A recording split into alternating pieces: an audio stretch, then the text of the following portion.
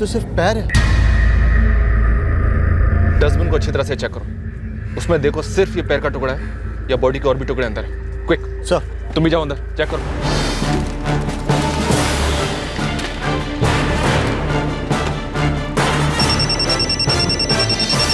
रागिनी, यहाँ केवल एक पैर मिला है, दाहिना पैर, पूरी बॉडी नहीं जैसी रिपोर्ट हुई थी। सर आपके निकलने के बाद एक और कॉल आया था संध्या पार्क के सिक्योरिटी गार्ड का। पार्क में पेड़ के पास एक कटा हुआ हाथ मिला है। जला हुआ है? सर थोड़ा जला हुआ है, पूरा नहीं। लेफ्ट हैंड है, किसी औरत का लगता है क्योंकि नाखूनों पर नेल पॉलिश है। यहाँ भी सेम है रागिनी। सर पूरा डब्बू उलट के देख लिया, कोई टुकड़े नहीं है, लाश नहीं है। संध्या पार्क में कटा हुआ हाथ मिला है। डॉक्टर ये गुमराह करने की कोशिश भी तो हो सकती है। क्या आप मुझे कंफर्म बता सकते हैं कि ये दोनों पार्ट्स एक ही लाश के हैं या दो अलग अलग लाशों के? Tissue match, DNA match, forensic को इन्वॉल्व करना पड़ेगा। बहुत बुरी तरह से जलाई गई है, टाइम लगेगा थोड़ा। लेकिन अफवाहें फैलने में टाइम नहीं लगता डॉक्टर, सोशल मीडिया का ज़माना है। मुझे ये कंफर्मेशन जल्द से जल्द चाहिए कि ये दोनों बॉडी पार्ट्स मेल के हैं या फीमेल के हैं, और साथ ही ये भी कि ये एक ही लाश के हैं या दो अलग अलग लाशों के। शहर के सारे कचरा डंप सजे, एक भी छूटना नहीं चाहिए। पार्क्स, नाले, सब जगह डबल सर्च के ऑर्डर्स दे दो। बाकी के टुकड़े कहीं भी हो सकते हैं। मार्केट एरिया में 2 टीम्स में खुद सुपरवाइज कर रहा हूँ सर, और सिटी में 4 टीम्स फैल गई हैं। 3 टीम्स हैं मेरे अंडर सर। म्यूनसिपैलिटी के भी सारे सफाई कर्मचारियों को अलर्ट कर दिया है मैंने। शहर का कोई कोना छूटेगा नहीं सर। लहर नहीं पंकज, आंधी कहो। अफवाहों की फैक्ट्री ओवर टाइम चल रही है। सर हम अफवाहों की स्पीड से तेज आगे बढ़ रहे हैं। बहुत जल्द हमारे पास बाकी के बॉडी पार्ट्स भी होंगे, ताकि हमें क्लियर आइडिया हो सके कि एक ही लाश है या एक से ज्यादा। On the double Pankaj, sir पर दिवाली है, ऐसे में किसी भी तरह की पैनिक सिचुएशन हम अफोर्ड नहीं कर सकते। Right sir.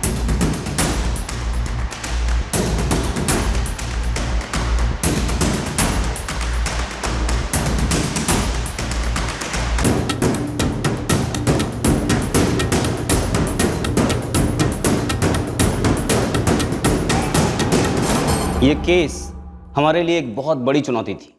ये केस हमारी लिमिट्स टेस्ट करने वाला था। सर जो सामने दिख रहा था उससे तो ये किसी औरत के बॉडी पार्ट्स लगते हैं। पर एक ही औरत के या फिर ये मल्टीपल बॉडीज के पार्ट्स थे? जब पहले 2 बॉडी पार्ट्स मिले तो हमें कोई क्लियर आइडिया नहीं था, लेकिन 2 से ज्यादा मिलने वाले थे। कोई हमारे साथ गेम खेल रहा था, और इस गेम को समझने और सुलझाने में हम काफी उलझने वाले थे।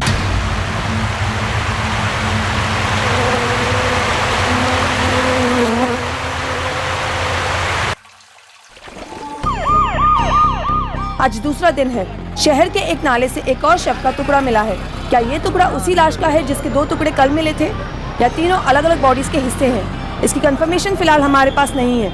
हालांकि पुलिस ने अब तक कोई ऑफिशियल बयान जारी नहीं किया है, लेकिन हमारे सूत्रों के अनुसार पाए गए बॉडी पार्ट्स के ऊपर जो निशानियां हैं वो साफ इशारा कर रही हैं कि वो किसी स्त्री के हैं। दिवाली के कुछ ही दिन पहले हुई इस घटना ने सारे शहर को आतंक की गिरफ्त से घेर लिया है। लोगों का डर कई संभावनाओं को हवा दे रहा है। एक अफवाह ये भी है कि कोई सीरियल किलर है जो खुलेआम घूम रहा है, तो कुछ लोग किसी जंगली जानवर के थ्योरीज भी सामने पेश कर रहे हैं। अरे ये तो किसी आदमखोर जानवर का काम लगे। अरे तुम भी ना रसिक भाई, अरे भला जानवर के टुकड़े चुन चुन कर फेंकेगा शहर में यहाँ वहाँ? मुझे लगता है कुछ पागल से फिरा है। सिटी और आउटर सिटी के हर थाने की हर मिसिंग रिपोर्ट का करंट स्टेटस निकलवाओ। घर से लौटे हुए, घर से भागे हुए, मारे गए मर्द और औरत दोनों। जयपुर, जोधपुर, बीकानेर। दरअसल राजस्थान में जितने भी ऐसे केसेस रिपोर्ट हुए हैं, मुझे उन सब की फाइल्स मेरी टेबल पर चाहिए। तो ये तीनों बॉडी पार्ट्स एक ही विक्टिम के हैं? कंफर्म रिपोर्ट्स तो टिश्यू और डीएनए टेस्ट के बाद ही दे सकेंगे, लेकिन हाँ, दोनों हाथों की नेल पॉलिश मैच हो रही है। तो हम विक्टिम को औरत मानकर चल सकते हैं? चांसेस बहुत हाई हैं। ये बॉडी पार्ट्स एक ही विक्टिम के हैं और औरत के, लेकिन मैं नहीं चाहता कोई चांस लें। वेट करूंगा डॉक्टर।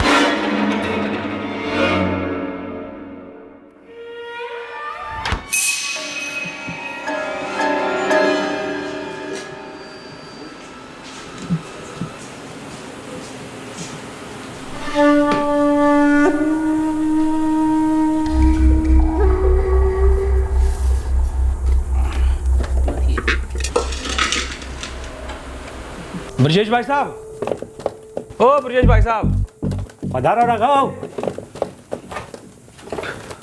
ब्रजेश भाई साहब, हमारा माल कब मिलेगा? ग्राहक अल्लाह कर रहे हैं। अरे राघव, थारा ही काम शुरू कर रहा हूँ। क्या भाई साहब, अब शुरू करोगे तो डिलीवरी कब दोगे फिर? अरे तू चिंता ना कर, शाम तक पहुंचा दूंगा। आजकल शाम के बाद कोई ग्राहक दुकान में नजर नहीं आता। पूरी सड़क शमशान की तरह सुनसान लगे है। ठीक है, जल्द से जल्द पहुंचा देता हूँ। जल्दी कर देना। हाँ। और भाई साहब, ये दरवाजा बंद रखा करो, पता नहीं कब कौन सिर फिर अंदर घुस जावे और कर जा अपना काम। दरवाजा बंद करते हुए जाना है।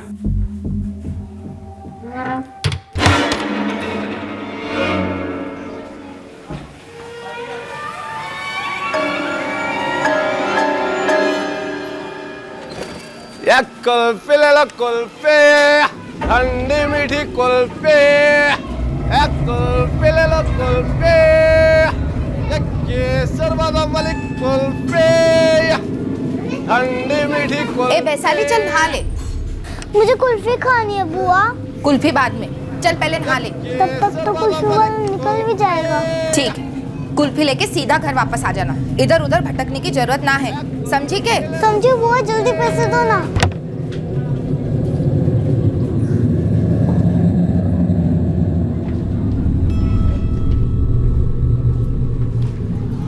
एक कुल्फी ले लो कुल्फी, एक केसर बादाम वाली कुल्फी, एक केसर बादाम वाली कुल्फी।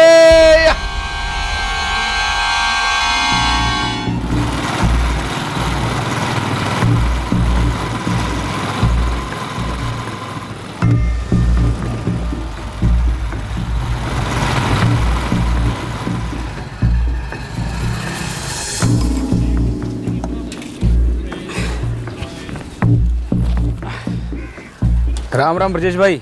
राम राम राघव। इंतजार था। हाँ, इसमें 50 पाव किलो के हैं और 20 आधा किलो के और 1-1 किलो के 10 है। आप मजाक कर रहे हो हमारे साथ क्या? ये सारा माल तो कल दोपहर से पहले साफ हो जाएगा। अरे दिवाली है दिवाली। तो कल फिर से ले आऊँगा ना। वो माल किसका है? वो हमारे को दे दो ना। अरे नहीं, वो किसी और का माल है। अपनी चोपड़ी खाते में लिखना भूलियो मत। आप भी मत भूलना। हाँ ठीक है। राम राम। सर 2 हफ्तों में 6 मिसिंग रिपोर्ट मिली है, जिनमें से 4 घर लौटे और बाकी 2 जो नहीं लौटे वो? उनको लोकल पुलिस ने ट्रेस कर लिया सर। दोनों बच्चे थे। हमें जो बॉडी पार्ट्स मिले हैं उसकी एज वेरिफिकेशन अभी हुई नहीं है, लेकिन देखने से लगता है कोई एडल्ट। सर मैं जितने भी मिसिंग केसेस ट्रैक कर रही हूँ उसमें से कुछ निकल कर नहीं आया है। 2 महीने पहले के भी कई केसेस खंगाले मैंने, पर उन सभी केसेस में मिसिंग पर्सन्स घर लौट आए थे। स्टेट में हाल ही में हुए कोई और ऐसे केसेस? पिछले कई सालों के रिकॉर्ड्स चेक किए मैंने, लेकिन कोई भी केस ऐसा सामने नहीं आया जिसकी मोडस ऑपरेंडी हमारे केस से मिलती हो। सर कुछ लोग इस केस को निठारी कांड जैसा कह रहे हैं, तो कोई ऑटो शंकर केस को याद कर रहा है, कोई रमन राघव, तो कोई स्टोन मैन। ऐसे और 1 दर्जन केसेस मिलेंगे पब्लिक को इंटरनेट पर, क्योंकि आधी जानकारी और अफवाहें चुटकी बजाते ही जंगल में आग की तरह फैलती हैं। पर हमें शहर में जल्द से जल्द नॉर्मल से वापस लानी है। एक काम करो, नाइट पेट्रोलिंग बढ़ा दो। मुझे शक है कि ये कातिल अपना काम कर चुका है, अब सिर्फ एक एक करके बॉडी के सारे पार्ट्स को ठिकाने लगा रहा है, किसी आइस स्टोरेज से, कोल्ड स्टोरेज से या फिर फ्रिज से। सर शायद पहले जलाने की कोशिश की होगी। मैंने अपने खबरियों के नेटवर्क से पूछताछ की जलने की बदबू के बारे में, लेकिन दिवाली होने के कारण हर तरफ सिर्फ पटाखों के बारूद का धुआं है। दिवाली, कोई है जिसने इस दिवाली के माहौल का पूरा फायदा उठाया है और ये भयंकर कांड कर गया है, लेकिन हम इसके पलड़े को और भारी नहीं होने दे सकते। रागिनी, अजय, हम इसके बिल में जाकर इसे घसीट कर बाहर निकालेंगे। Hello sir, constable Rajesh Tomar बोल रहा हूँ। हम यहाँ बबुआ टीले पर गश्त पर हैं। कुछ मिला? जी सर, यहाँ एक बिल्डिंग बन रही है, बालू में कटा हुआ पैर मिला है मजदूरों को, बायां पैर है। वही पैटर्न है? जी सर। लेकिन मेल है या फीमेल ये आप कंफर्म नहीं कर रहे हैं, नेल पॉलिश होने के बावजूद। दोनों हाथों की नेल पॉलिश और दोनों पैरों की नेल पॉलिश अलग अलग है, और नेल पॉलिश तो किलर भी लगा सकता है। मारने के बाद किसी मेल बॉडी पर बिछिया भी पहना सकता है। तो इसका मतलब कि ये काम या तो किसी सीरियल किलर का है या फिर किसी साइकोपैथ का फर्स्ट टाइम। यह खूनी जो भी है साइकोलॉजिकली और मेंटली बीमार है।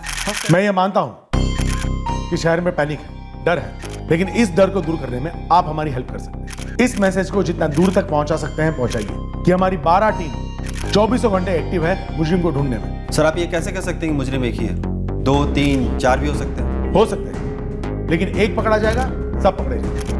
अगर एक से ज्यादा है तो क्या ये सीरियल किलिंग का केस है डीसीपी साहब? फिलहाल तो मैं आपको सिर्फ इतना ही कह सकता हूँ कि नहीं, ये सीरियल किलिंग का केस मालूम नहीं।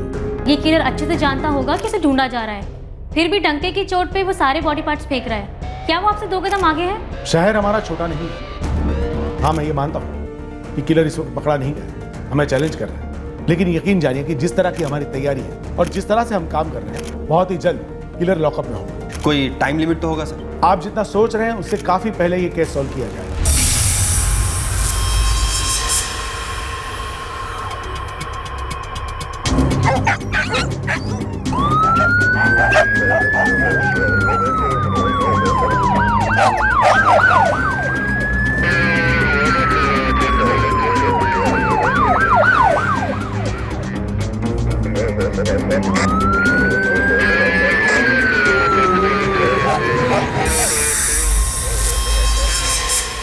साहब, आजकल हमारी चोरों की बिरादरी की तो लगी पड़ी है। 2 दिन से तो शहर में कोई चोरी भी ना हुई। आपस में कुछ तो बातें होती होंगी। जुबानें तभी फिसलती है जब वो गीली हो। शराब के ठेके भी बंद पड़े हैं, बंदे घर बैठे दारू गटक रहे हैं, एक दूसरे को एक से एक अफवाह फॉरवर्ड कर रहे हैं। इतनी रात को काम से कौन लौटता? सर मैंने बहुत बोला सुपरवाइजर साहब को, डर लगता है रात को घर लौटते वक्त, लेकिन वो बोले कि डर तो सबको लगता है, सबको एक एक दिन करके रिस्क लेना ही होगा। आज क्या फेंका? सर धड़ कहाँ फेंका? सर खुद को एक पीस में घर पहुंचाने की कोशिश में हूँ सर। सर यही महल रोड पर रहता हूँ सर, आप ही लोग घर छोड़ दीजिए ना। मैडम कुछ नहीं इसके पास, सच में भिखारी है। ये सब समेटो और निकलो यहाँ से। एक 20 रुपये दे दीजिए ना मैडम, आपने मेरा सारा सामान इधर उधर कर दिया। तूने यहाँ आसपास किसी को कुछ फेंकते हुए देखा है? शाम के बाद इस तरफ कोई कुछ फेंकने नहीं आता मैडम सड़क पर। आप 20 रुपये फेंक दीजिए ना मैडम।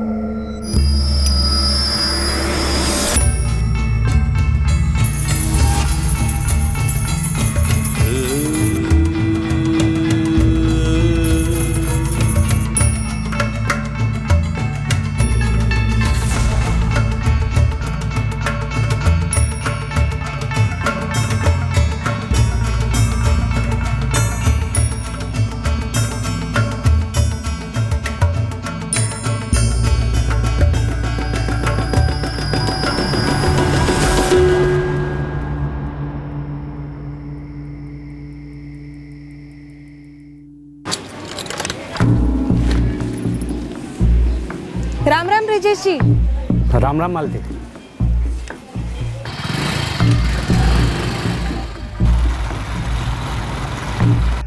तीन दिन हो चुके हैं पंकज। सर 24 घंटे पेट्रोलिंग के अलावा 25 स्ट्रीट शीटर्स को बुलवाया था, लेकिन किसी को कुछ नहीं मालूम। सर हमारी अंडरस्टैंडिंग के हिसाब से कोई रेगुलर क्रिमिनल नहीं है। अंडरस्टैंडिंग तभी बढ़ेगी जब क्रिमिनल हाथ में होगा। हमारी 12 टीम म्यूनिसिपैलिटी के कर्मचारियों की टीम से अलग है, फिर भी मुजरिम कई कदम आ गए हैं हमसे। शायद आज पहला दिन है जब भी कोई बॉडी पार्ट नहीं मिला। सर हो सकता है कि क्रिमिनल आउट ऑफ सिटी का हो, यहाँ का ना हो। यहाँ सिर्फ आता है, बॉडी पार्ट्स डंप करता है और चला जाता है।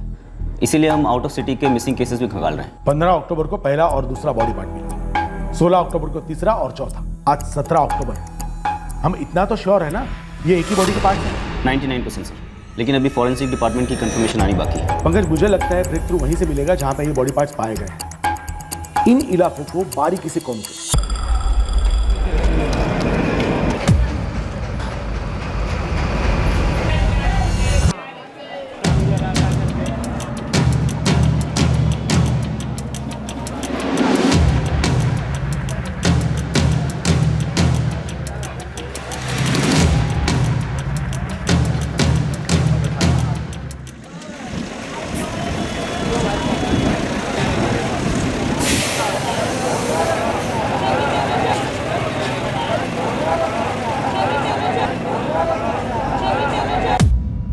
ये है मेहताब चौक, जहाँ से हमें दाहिने पैर का टुकड़ा मिला, हमारा फर्स्ट। और यहाँ से लगभग 3 किलोमीटर दूर है संध्या पार्क, जहाँ से तकरीबन उसी वक्त हमें दूसरा बॉडी पार्ट मिला, यानी कि बाएं हाथ का टुकड़ा। और दूसरे दिन यानी कि 16 अक्टूबर को चित्रपुर, यहाँ गटर से हमें तीसरा बॉडी पार्ट मिला, यानी कि दाहिने हाथ का टुकड़ा, जो कि संध्या पार्क से तकरीबन 4 किलोमीटर दूर। और सर उसी शाम को बबुआ टीला से हमें बायां पैर मिला। और चित्रपुर से बबुआ टीला के बीच की दूरी लगभग 5 किलोमीटर। सर बॉडी के सारे टुकड़े अर्ध जले थे।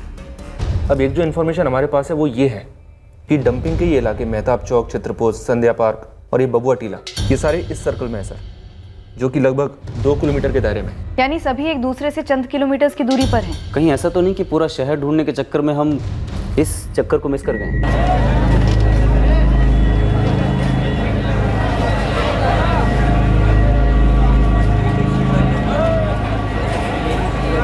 सर हमारा पहला पहला टारगेट इस एरिया की मिसिंग कंप्लेंट्स थी। हो सकता है कि विक्टिम कोई ऐसा हो जो मिसिंग तो हुआ लेकिन उसकी मिसिंग कंप्लेंट दर्ज नहीं हुई। सर हमारा ये जो पूरा सर्कल है ये मिडिल क्लास और लोअर मिडिल क्लास एरिया है जो काफ़ी डेंस है और कुछ जगह पे तो पॉश बिल्डिंग भी खड़ी हो चुकी है। हाँ, एरिया थोड़ा बड़ा है स्कैन करने के लिए, लेकिन हमारे पास इस वक्त कोई और ऑप्शन भी नहीं है। हम सीसीटीवी फुटेज का वेट नहीं कर सकते जिसमें कातिल एक और बॉडी पार्ट डंप करता हुआ नजर आ जाए।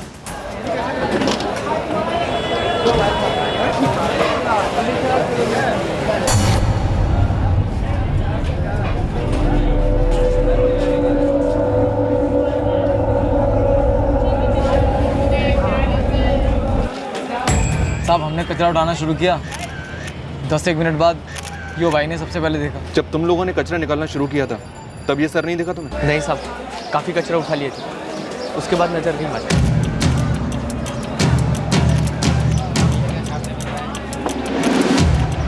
मतलब जब लगभग पूरा खाली हो गया था तब मिला? आप खुद देख लीजिए ट्रक में हम कितना कचरा डाल चुके थे। और इस कटे हुए सर के अलावा कुछ मिला है? नहीं साहब, आपको फ़ोन करने के बाद हमें बोला गया कि कचरे का डब्बा दोबारा छान मारो। हमने किया पर कुछ नहीं मिला। सर मंडी में अब तक कोई सीसीटीवी नहीं मिला है। एक बात साफ, खूनी दिन के वक्त यहाँ पर आया जब कचरा काफ़ी कम होता है। उसने ये कटा हुआ सर यहाँ फेंका और उसके बाद सारा दिन लोग उसके ऊपर कचरा फेंकते रहे। सर सुबह 9 बजे के पहले यहाँ भीड़ कम होती है।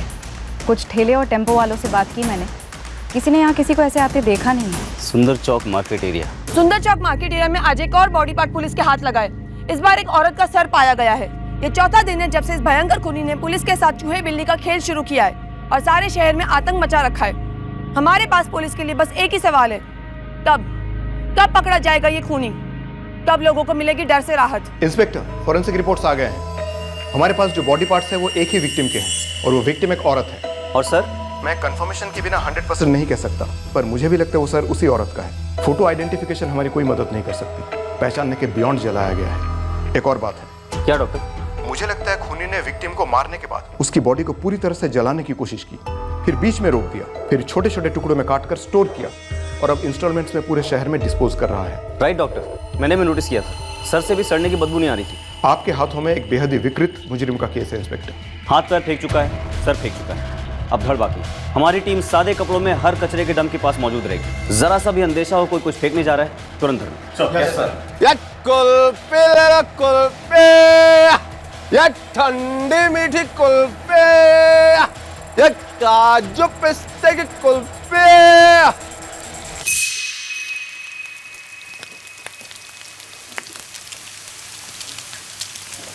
तुम दोनों मेरी टीम ज्वाइन करो तुरंत। मुकेश, तुम मुझे सीधा अंबर नाके पर मिलो, हम वहीं पहुंच रहे हैं। हम इस पूरे एरिया में फैल जाएंगे, लेकिन ध्यान रहे इलाका बहुत बड़ा है। हम टीम्स बनाएंगे सर। मैं एक बात मान के चल रहा हूँ कि हमारी विक्टिम एक शादीशुदा औरत है और उसके सर फिरे पति ने ये कांड किया है, या फिर शायद कोई लव अफेयर है जिसमें किसी आदमी ने अपनी माशूका की जान ली है। सर ये मर्डर 15 अक्टूबर के पहले हुआ, ये बात तो पक्की है। तो इस डेट से पहले किसी मोहल्ले से कोई औरत गायब हुई हो, उसे देखा ना गया हो, ये पता करते हैं। शायद ये मर्डर 15 से पहले 13 को या 12 को हुआ हो, या फिर उससे भी पहले बॉडी कोल्ड स्टोरेज या फ्रीजर में रखी गई हो। संभावनाएं बहुत सारी हैं और इलाका बहुत बड़ा, लेकिन इस ऑपरेशन में फिर भी हमें इस अपराधी को धर दबोचना है। लाखों लोगों के बीच रैंडम सर्च आसान तो नहीं है।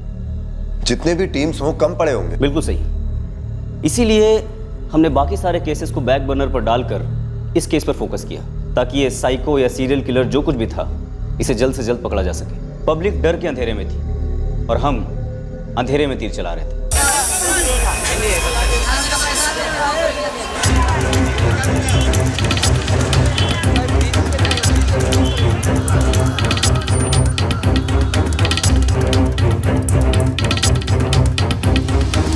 अब क्या बोलूं मैडम, पहले सबकी तरह डर लगता था, बाद में अखबार में खबर आई कटी हुई लाश औरत की थी, समझो डर दुगना हो गया मैडम। नजर रखने के लिए भी तो टाइम चाहिए साहब। हम इतना काम में लगे रहते हैं, ना कुछ दिखता है ना कुछ सूझता है हमारे को। अगर मोहल्ले की कोई औरत 2 दिन 3 दिन 5-6 दिन नहीं दिखती तो उस औरत के बारे में मोहल्ले में कुछ तो बातें होती होंगी ना। बात कब होती है साहब, जब कोई चक्कर वक्कर चले है किसी का। अब कोई दिखा नहीं तो कुछ भी हो सकता है। गाँव गई हो अपने, अब कोई बोल कर तो ना जावे, है ना। धंधा तो बहुत मंदा रहा मैडम, मतलब ये मान लो कि हमारी जिंदगी की सबसे फिक्की दिवाली होने वाली है। जिस किसी को भी फोन करो, ग्राहक हो सप्लायर हो, कोई शहर में नहीं है, सब बाहर गए।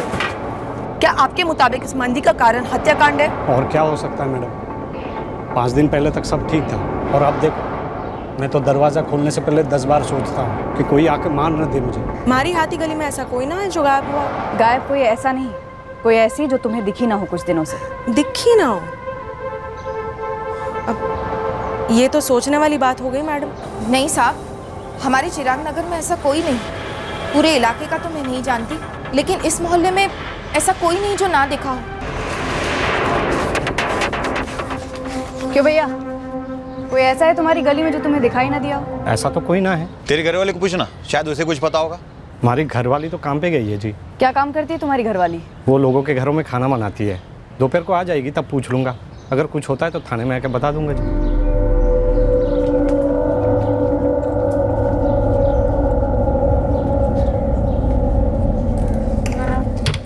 आज भी कोई बॉडी पार्ट नहीं मिला। हमारी टीम 12 से बढ़कर लगभग डबल हो चुकी है सर।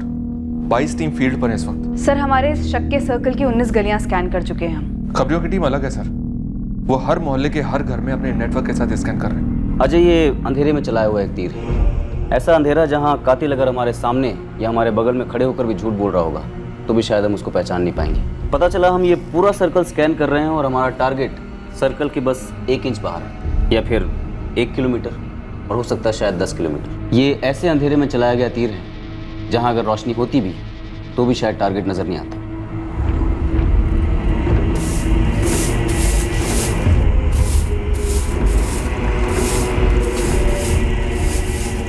ये भी अंधेरे में चला एक तीर ही समझो साहब, लेकिन तीर कहीं लगा तो है। गोविंद, एड्रेस बताओ, डिटेल्स। अरे एयरपोर्ट रोड पे भीमसेन कॉलोनी है, वहाँ की कोठी नंबर 4 में कोई पूजा काम करने आती है रोज। कॉलोनी का वॉचमैन बोल रहा था कि वो 5 दिन से काम पर नहीं आई। आपके घर कोई पूजा नाम की औरत काम करती है? जी हाँ, करती है, खाना बनाती है, लेकिन इस वक्त है नहीं वो यहाँ पर। आज भी नहीं आई। आज भी? कितने दिनों से नहीं आ रही है? लगभग 5 दिनों से। उसका फ़ोन नंबर देंगी प्लीज़? उसका फ़ोन तो 5 दिनों से स्विच ऑफ आ रहा है। 1 मिनट में आपको नंबर देती हूँ। ये पूजा आती कहाँ से? एड्रेस तो नहीं मालूम, हाँ, लेकिन हाथी गली में ही कहीं पर रहती है, इतना पता है।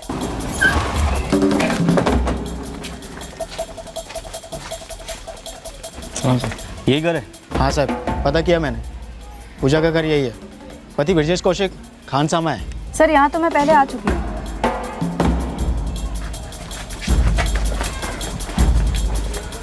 पूजा यहीं रहती है? जी, यहीं रहती है वो। मैंने जिस आदमी से बात की थी उस घर के बाहर, वो कौन था?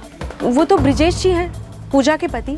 उस दिन उसने कहा था कि उसकी पत्नी काम पर गई है, लेकिन वो जहाँ काम करती है वो लोग बोल रहे थे कि वो 5 दिनों से आई नहीं। माजरा क्या है?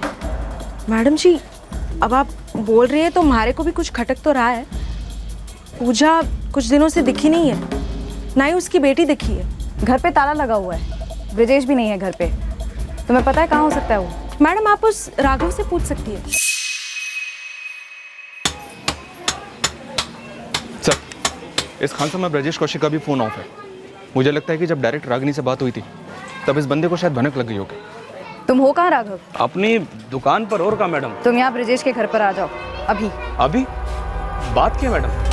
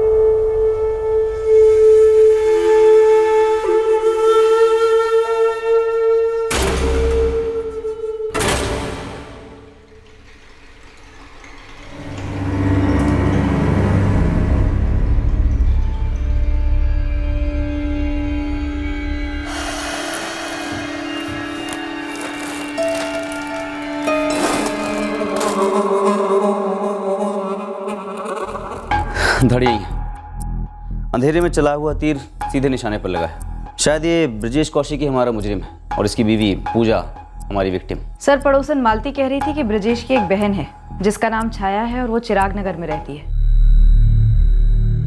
सर, इनसे तो मिल चुका हूं मैं, चिराग नगर में। छाया, ब्रिजेश की बेटी वैशाली पिछले 5 दिनों से तुम्हारे साथ थी? जी हाँ साहब जी। ब्रिजेश कहाँ है इस वक्त?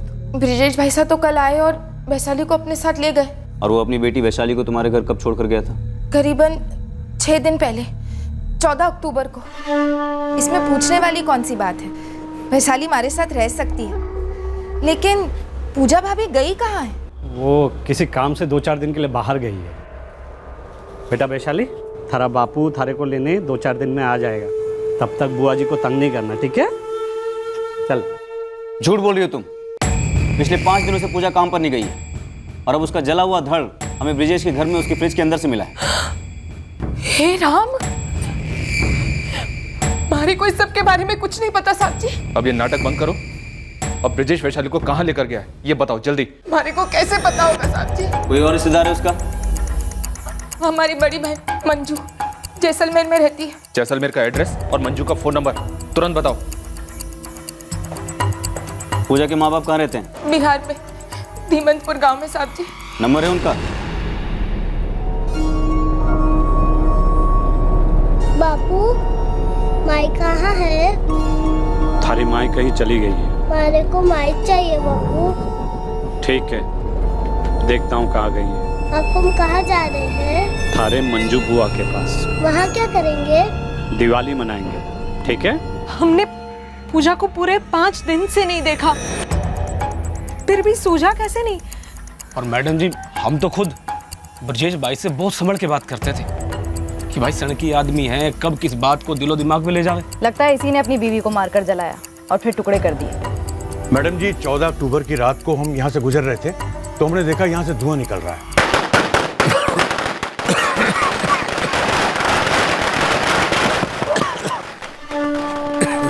ब्रिजेश, धुआं? काका साहब, वो माल तल रहा था, मिट्टी का तेल खत्म हो गया। अरे भाई, ये काम दिन में किया करो ना। जी अभी बंद कर ही देता। हे भगवान, ये ब्रिजेश अपनी ही पत्नी को जला रहा था। हम सब जानते थे वो थोड़ा अड़ियल है, थोड़ा पागल है, लेकिन इस हद तक? पागल था, सनकी था, अड़ियल था। कोई बीमारी थी क्या उसको? बीमारी तो नहीं मैडम, पर जिंदगी में ऐसा झटका खाया उन्होंने कि उसके बाद संभाल नहीं पाया अपने आप को।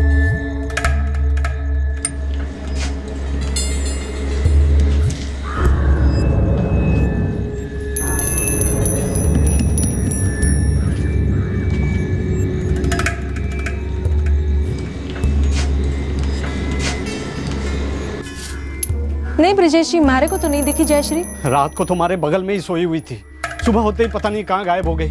दरवाजा भी खुला हुआ था घर का। अच्छा, नहीं भाई साहब, जयश्री भाभी हमारे से तो कुछ ना बोली। आप उन्हें फोन क्यों नहीं लगाते? अरे 1000 बार फोन किया, फोन उठा ही नहीं रही है।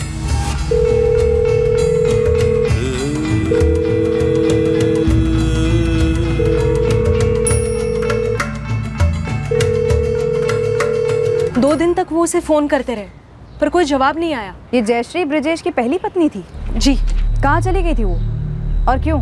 ये तो कभी बताया नहीं ब्रिजेश ने, लेकिन ये जरूर बताया था कि उनकी बात हुई थी जयश्री से। अरे जयश्री, तुम हो कहाँ? ऐसे कैसे चली गई बिना बताए? ब्रिजेश तुम्हारे को 2 दिन से फोन कर रहे, मैंने फोन नहीं उठाया, सोचा खुद ही समझ जाओगे, लेकिन नहीं हुआ, तो बता रही हूँ कि अब से ये फोन बंद ही रहेगा। क्या गलती हो गई हमारे से? हैं? कहाँ हो तुम? क्या हो गया तुम्हें जयश्री? मारे को कोई मिल गया है, भाग गया है, उसी के साथ तुम्हारे को भूल जाना, अब मैं वापस नहीं आने वाली। और हाँ, अब से ये फोन भी बंद रहेगा। जयश्री, जयश्री, जयश्री! जयश्री भाभी के धोखे से ब्रिजेश भाई साहब पूरी तरह टूट चुके थे साहब जी। 6 साल हो चुके थे इस बात को, लेकिन वो भुला ही नहीं पा रहे थे। दिमाग ही खराब हो गया था उनका। और ये पहली बीवी का गुस्सा दूसरी बीवी पूजा पर क्यों निकाला इसने? ये भी छोड़कर जाने वाली थी इसे? ये तुम्हारे को नहीं पता साहब जी, लेकिन काफी समझा बुझाकर ब्रिजेश भाई साहब को पूजा के साथ शादी करने के लिए तैयार करवाया था हमने। रिश्ता कैसा था इन दोनों का? हर पति पत्नी जैसे थे मैडम, पर ब्रिजेश भाई ने ऐसा क्यों किया? ये पूजा का कोई दोस्त था क्या? कोई मर्द? जी नहीं, मतलब हमारे को नहीं पता। ये जो दूसरी पत्नी थी ना पूजा, वो यहाँ की नहीं थी, मतलब वो कहीं बिहार साइड की थी। और हमने तो ये भी सुना था कि ब्रजेश ने पैसे वैसे देकर उससे शादी की थी। उसके लहजे से ही हमें लगा था कि वो यहाँ की नहीं है।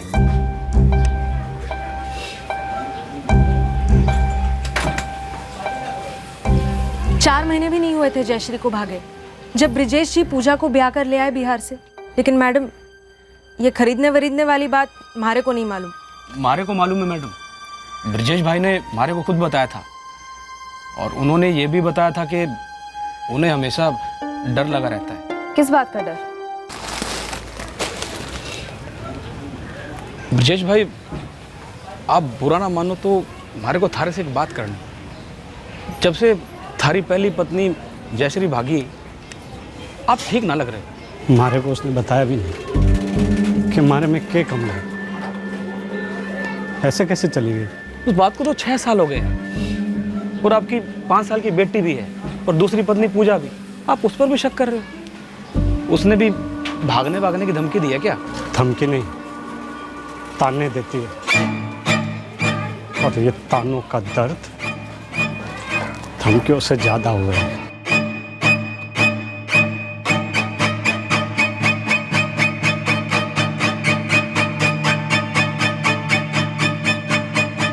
अरे हम नहीं कहते हो के पास, वो कुछ सामने से चल के हमसे हालचाल पूछने आया था। क्यों हालचाल पूछ रहा था?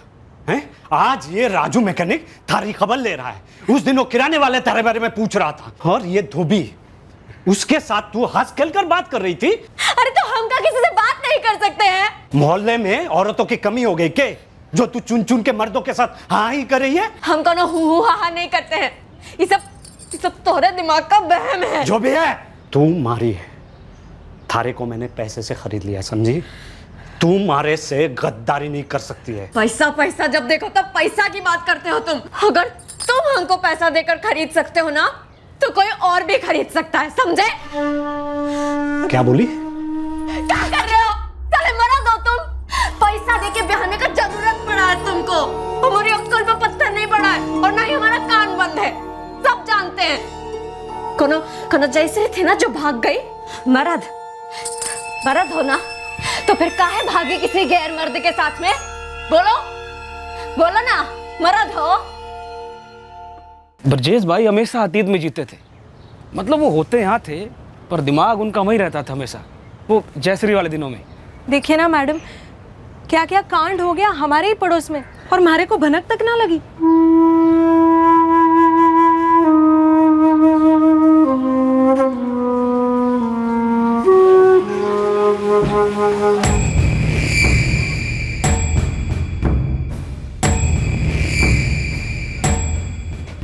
ब्रजेश कौशिक, आप कौन जी?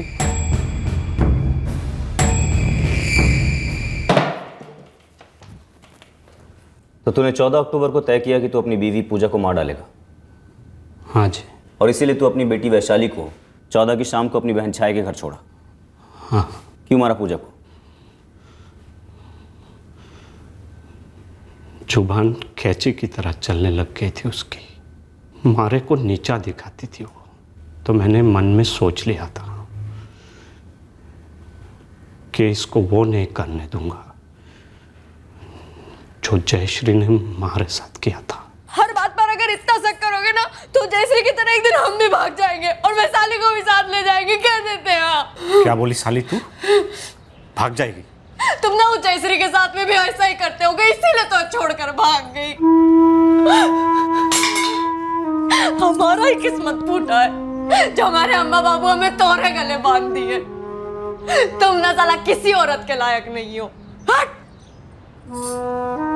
जयश्री ने जो मारे साथ किया, वो बात हमारे दिल और दिमाग में हमेशा घूमती रहती थी। मैं हमेशा ये सोचता रहता हूं कि वो मारे को छोड़ के क्यों चली गई, और अब ये पूजा, ये भी हमारे साथ वही करने वाली थी।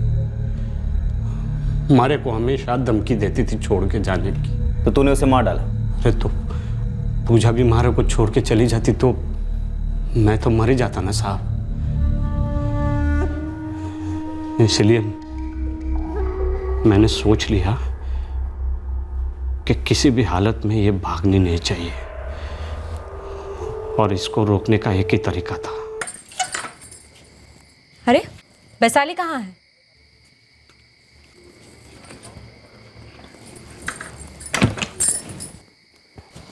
हमने पूछा कि वैशाली कहाँ है, छाया के घर रहेगी 2-4 दिन। क्यों? ना हमसे कुछ पूछा ना कुछ नहीं, बस छोड़ा है बच्ची को। काहे? क्योंकि मारी मर्जी।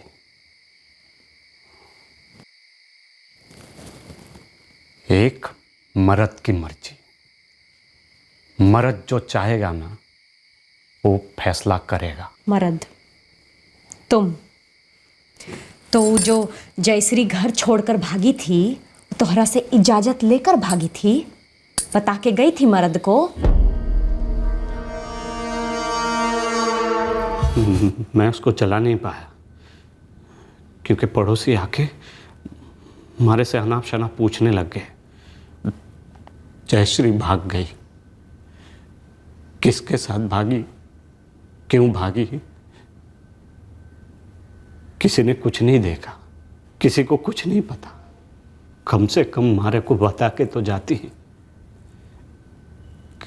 कि मारे में क्या कमी थी। हमारी बहन ने भी मारे को कभी नहीं बताया कि मारे में क्या कमी है। जल गई? क्या कह रहे हो भाई साहब? जयश्री को लेके उसके साथ हमारा झगड़ा हो गया और गुस्से में आके उसने अपने आप को आग लगा ली। तुम ना जयश्री को लेकर पागल हो चुके हो और अब पूजा भाभी भी। अरे अब करूं क्या पूजा का? मारे को कुछ नहीं पता, अस्पताल ले जाओ, जो करना है करो, मारे को थारे पछड़े में नहीं पड़ना। और फिर आधी जली हुई लाश के टुकड़े करके उसे अपने घर की फ्रिज में रखा। पहले कभी किया ही नहीं था, इसलिए पता ही नहीं था करे तो करे क्या। तूने ये बात की पूजा जल चुकी है, मर चुकी है, अपनी छोटी बहन छाया को बताई थी क्या? हाँ। मारे को नहीं पता था साहब जी कि मेरे भाई साहब ने पूजा भाभी के साथ ये सब किया है। 5 दिनों तक पूजा गायब रही। उसकी बेटी वैशाली तुम्हारे घर पर थी और तुम्हारे दिमाग में एक बार भी नहीं आया कि अपने भाई से जाकर पूछो कि बात क्या है। हमने तुमसे पूछा था पर तुमने कुछ नहीं बताया। सारा शहर डर के मारे कांप रहा था और तुम फिर भी चुप बैठी रही। छाया, तुम भी उतनी दोषी हो जितना कि तुम्हारा सरफिरा भाई। मारे को नहीं पता था शहर में मची अफरा तफरी मारे भाई साहब के कारण। मैंने तो कभी सपने में भी नहीं सोचा था कि भाई साहब पूजा भाभी के साथ ये सब कर सकते हैं। तूने ये सब सिर्फ इसलिए किया क्योंकि तुझे वहम था कि तेरी बीवी पूजा भाग जाएगी। जयश्री पे तो मैंने शक भी नहीं किया था, फिर भी वो मारे को छोड़कर चली गई। मुझे अभी तक पता नहीं चला कि मारे में क्या कमी थी। और अब ये दूजी पूजा, ये भी मारे को छोड़ के चली जाती तो मैं तो चकरा ही जाता ना साहब। एक सीधा साधा नॉर्मल सा दिखने वाला आदमी, लेकिन बिल्कुल भी नॉर्मल नहीं। पूरे शहर में आतंक मचा रखा था इसने। इस आदमी की ट्रीटमेंट होनी चाहिए थी। बहुत खस्ता हालत थी इसकी मेंटल कंडीशन की। हाँ, काफी बीमार था दिमागी तौर पर। लेकिन जब उसके जुर्म का खुलासा हुआ तो सबसे ज्यादा शॉक्ड उसके इमीडिएट पड़ोसी थे, क्योंकि जब कभी वो लोग शहर में चल रहे डर के माहौल को डिस्कस करते थे तो ये आदमी ब्रिजेश कौशिक किसी थर्ड पार्टी की तरह उनके साथ मिलकर डिस्कस करता। और यही नहीं, विक्टिम के लिए खेद भी व्यक्त करता था। किसी को भी उस पर शक नहीं था, यहां तक कि हमें भी नहीं जब हम उससे पहली बार मिले थे। बट यस, हमने अंधेरे में तीर चलाया, शॉट इन द डार्क, और हम उस तक पहुंच पाए। उसकी गिरफ्तारी के बाद समझो पूरे शहर की जान में जान आई।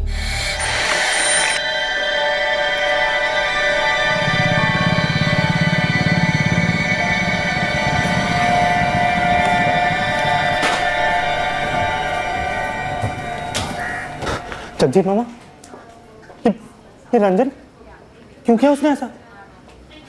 पता नहीं दिनेश, कुछ नहीं पता। आज रंजन काम पर भी नहीं गया था, सारा दिन अपने कमरे में था। जब तेरी माँ भी उसे चाय देने गई तो उसने देखा कि रंजन जमीन पर पड़ा था। पास में चूहे मारने वाली दवाई की शीशी भी थी।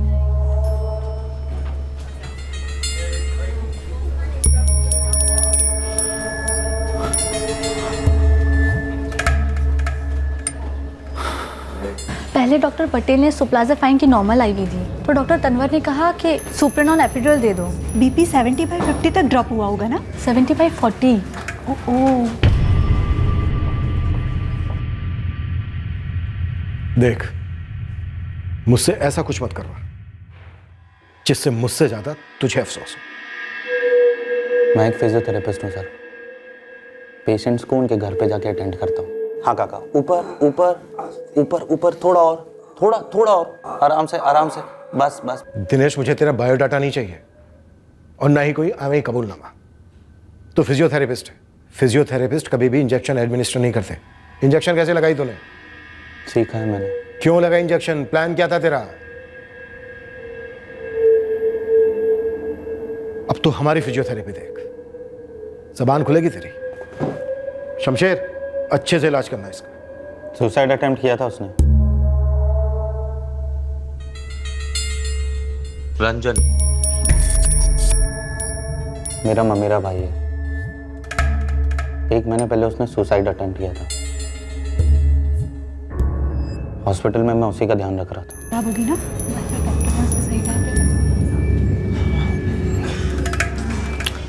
जी सिस्टर, मैं एक फिजियोथेरेपिस्ट हूँ। मैं अभी आप लोगों की बातें सुन रहा था। मुझे आपसे कुछ जानना है। क्या?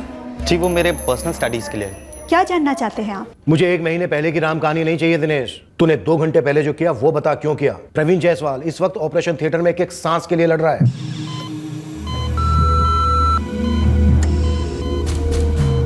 डैम चारकोल बाइंडिंग काम नहीं कर रही है, टॉक्सिसिटी शूट हो रही है। Doctor ventilator? No point doctor Suman. BP 60-40, patient की हालत खराब होती जा रही है।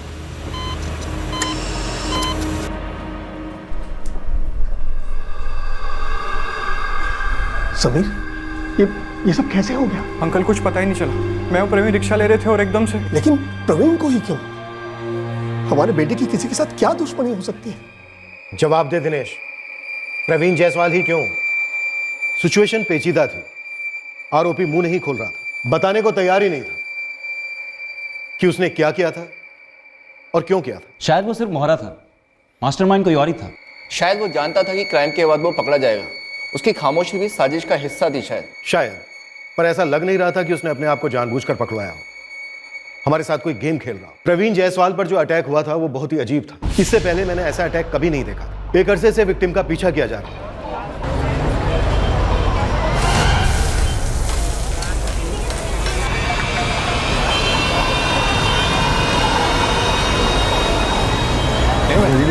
हाँ तो देखूंगा, टाइम हो गया। चलो भाई, गुड नाइट। लगा नहीं रखेंगे।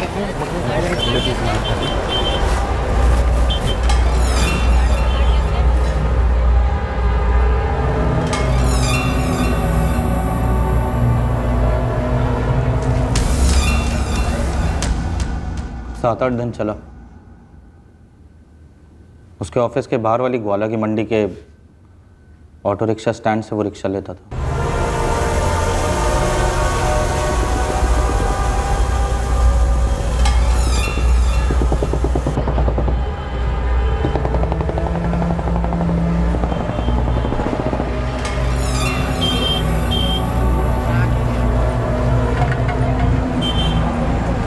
भैया पार्टी ले।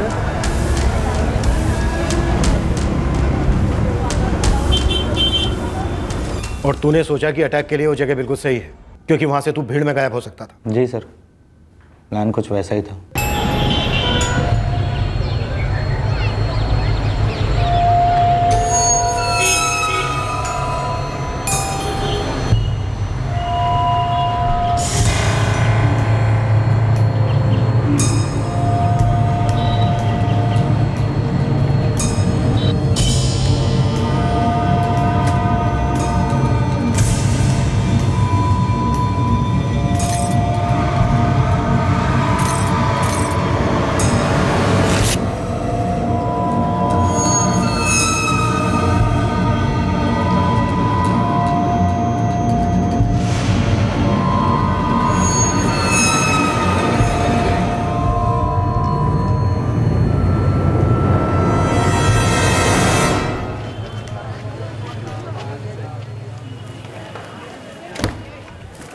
हुआ नहीं अभी तक?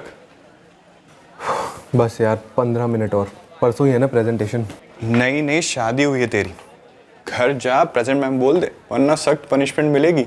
अभी 5 मिनट पहले फाइनल वार्निंग भी मिली है। हाँ हाँ, कल भी तुमने 5:30 ही कहा था और फिर तुम 7:30 बजे आए। अरे मेरी जान, आज पक्का 6 बजे पहुंचूंगा। 15 मिनट में फ्रेश हो जाऊंगा, फिर हम डिनर करने बाहर जाएंगे बड़े तालाब। डन? हाँ जी डन, पर फिर भी मैं कुछ बना कर रखती हूँ। यार मैं बोल रहा हूँ ना, मैं आ जाऊंगा। तुम्हारा पक्का मैं तब मानूंगी जब 6 बजे तुम्हें अपने सामने पाऊंगी। 6 तो यहीं बज गए और तू मेरे सामने। बड़ा तालाब नहीं, बड़ा बवाल होने वाला है तेरे घर में।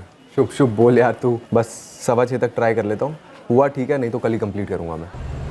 15 मिनट बोल बोल के पूरे 45 मिनट ले ली तूने। जब मैं इतना इरिटेट हो रहा हूँ तो अपनी नई नई वाली दुल्हन के बारे में तो सोच। कितने महीने हुए? 4? 3 भाई मेरे, तीसरे महीने में ना तो रोमांस फ्रंट फुट पे खेलना होता है। कपल की ट्यूनिंग पीक पे होती है ना यार। सैटरडे को मैंने फुल डे ऑफ लिया एडवांस में। घर पे रह के पूरा दिन रोमांस करूँगा, सिर्फ और सिर्फ रोमांस। भाई औरतों की मेमोरी ना किसी हार्ड ड्राइव से ज्यादा होती है, इसीलिए बार कमिट करके मुकर मत जाना, वरना गौरी तुझे छोड़ेगी नहीं।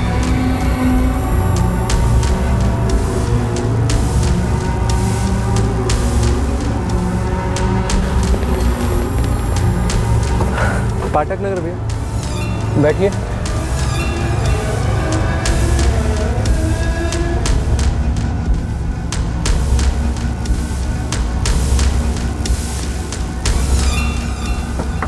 अरे अरे पकड़ो उस आदमी को, उसने कुछ किया है साहब को। अरे वो बंदर टोपी वाला, पकड़ो उसे, पकड़ो पकड़ो, अरे पकड़ो बंदर टोपी वाले को, पकड़ो पकड़ो उसको।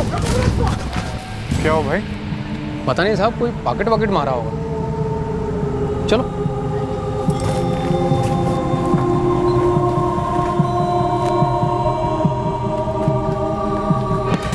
प्रवीण, तू ठीक है ना?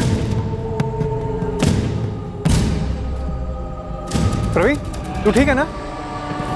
साहब, वो जो आदमी भागा उसने आपके गले पे कुछ मारा लगता है।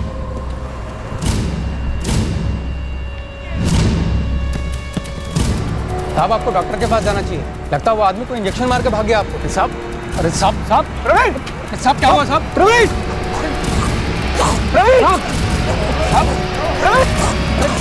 प्रवीण, पकड़ो उसको, और पकड़ो उसको। ओए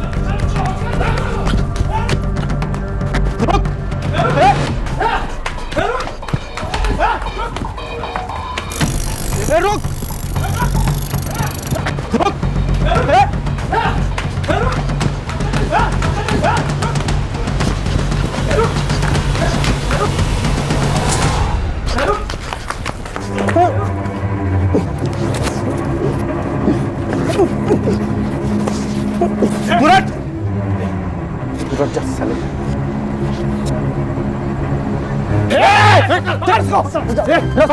रस्सी रस्सी किसी के पास लेके आओ।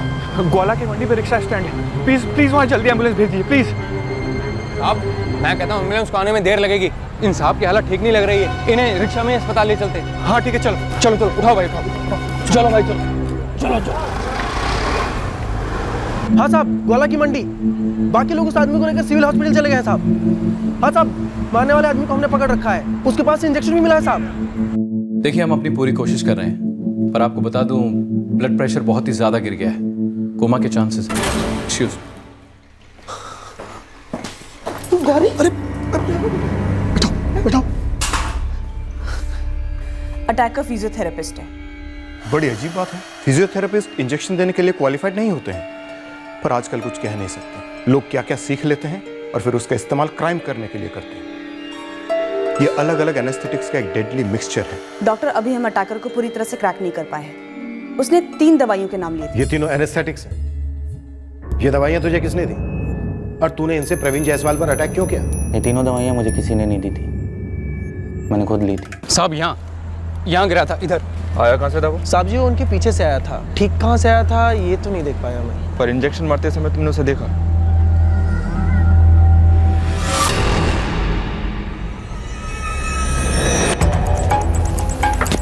अरे अरे पकड़ो उस आदमी को। साहब मैं चिल्लाता हुआ भागा उसके पीछे, 2-4 लोग और साथ आ गए, फिर धर लिए साले को। यहाँ साहब ये परवीन जो आपने बताया, उसको थोड़ी देर बाद पता चला कि उसके साथ कुछ हो गया है, लेकिन साहब मैंने एकदम साफ साफ देखा था, उस आदमी ने ऐसे सुई चुबा दी उस परवीन के गले में, यहाँ। पकड़ो पकड़ो पकड़ो पकड़ो। मैंने खुद बोला उसे कि आपको इंजेक्शन मारा गया है, गले से थोड़ा खून भी आ रहा था, उससे फिर अजीब सा होने लगा। इन तीनों के नाम, नंबर और पते ले लो, तीनों के स्टेटमेंट लगेंगे। ये तीनों एनेस्थेटिक्स मैंने एक हॉस्पिटल से लिए थे, बताया तो था मैंने आपको। 1 महीने पहले मेरे मामा के लड़के ने सुसाइड अटेम्प्ट किया था। मुझे आपसे कुछ जानना है। क्या? जी वो मेरे पर्सनल स्टडीज के लिए है। क्या जानना चाहते हैं आप? आप सुप्रेनॉन के बारे में बात कर रहे थे, ये किसी को दिया गया है क्या? जी, एक पैंक्रियास के पेशेंट का ऑपरेशन चल रहा है। ये एनेस्थेटिक्स में सुप्रेनॉन सबसे पावरफुल माना जाता है। काफी स्ट्रांग है, पर उससे भी स्ट्रांग होते हैं ना जैसे कि एक होता है आल्कासिजनॉन, जो कि कॉम्प्लिकेटेड केसेस में यूज होता है, और अगर उससे भी ज्यादा कॉम्प्लिकेटेड सर्जरी है तो पायराकेटामस। अब समझ गया, मतलब जितनी बड़ी सर्जरी उसमें उसके हिसाब से एनेस्थीसिया। हाँ।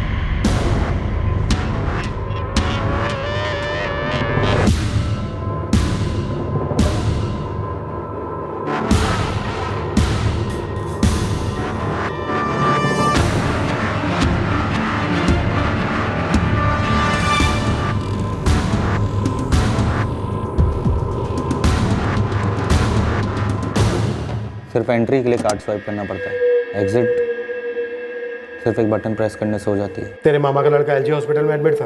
जी। क्यों मारना चाहता है प्रवीण जायसवाल को? दुश्मनी क्या है उसके साथ तेरी? मेरी कोई दुश्मनी नहीं है प्रवीण जायसवाल के साथ, किसी और की है। दिनेश कौशल, ये कौन है? और हमारे बेटे की उससे क्या दुश्मनी है? हम पता कर रहे हैं, पर ये दिनेश कौशल ज्यादा कुछ बोल नहीं रहा है। दिनेश कौशल? दिनेश कौशल आप जानती हैं? मेरे मायके बेलागंज में एक दिनेश कौशल हुआ करता था, फिजियोथेरेपिस्ट। फिर तो ये वही दिनेश कौशल है। लेकिन गौरी, तुम्हारे मायके की किसी इंसान की हमारे प्रवीण से क्या दुश्मनी हो सकती है? और वो भी क्यों? गौरी, गौरी, ये सब क्या हो गया ज्ञानेंद्र जी? पता नहीं आनंद जी, कुछ समझ में नहीं आ रहा है। गौरी, कैसा है प्रवीण? पता नहीं भैया, डॉक्टर्स कह रहे हैं सीरियस है। आप लोग? जी, ये मेरे मम्मी पापा और बड़े भैया। तो इस दिनेश कौशल ने ऐसा क्यों किया होगा गौरी जी? मुझे कुछ नहीं पता, कुछ नहीं पता कि दिनेश कौशल का हमसे क्या लेना देना है। कौन है वो जो प्रवीण जायसवाल को मरवाना चाहता था? कौन? गगन गुप्ता। कौन है गगन गुप्ता? गौरी का भाई है गगन। गौरी प्रवीण की पत्नी? गौरी भी इन्वॉल्व है इसमें? दिनेश ने अपना स्टेटमेंट दे दिया नंदिनी। उसने कहा है कि गगन और गौरी इन दोनों ने मिलकर उसे प्रवीण की सुपारी दी। गगन गुप्ता यहीं है हॉस्पिटल में। गौरी और प्रवीण के परिवार वाले भी यहीं पर हैं। फैमिली काफ़ी हिली हुई है। डॉक्टर ने अभी तक आउट ऑफ डेंजर का सिग्नल दिया नहीं है। अटैकर दिनेश ने इन दोनों भाई बहन का नाम लिया है।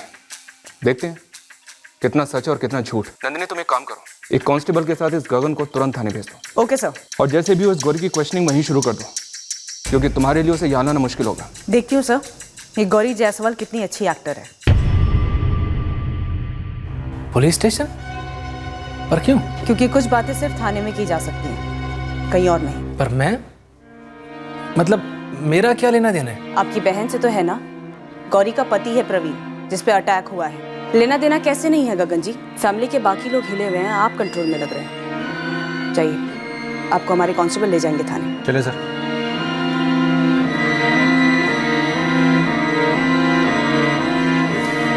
गौरी जी, 2 सवाल है आपके लिए, आइए हमारे साथ।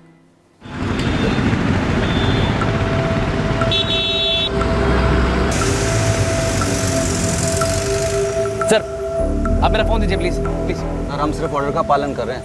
हमारे साहब पहले आपसे बात करेंगे, फिर वो ऑर्डर देंगे, फोन दे दो, हम लौटा देंगे। ये क्या मजाक लगा रखा है आप लोगों ने? देखिए, मेरा जीजा सीरियस है हॉस्पिटल में, और आप लोग मेरे साथ ऐसे पेश आ रहे हैं। कोई बताएगा कि माजरा क्या है? हद है। आप लोग तो मुझे ऐसे लेके जा रहे हैं जैसे मैंने।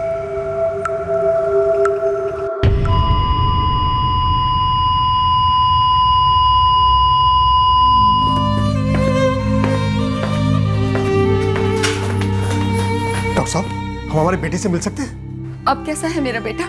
ठीक है ना?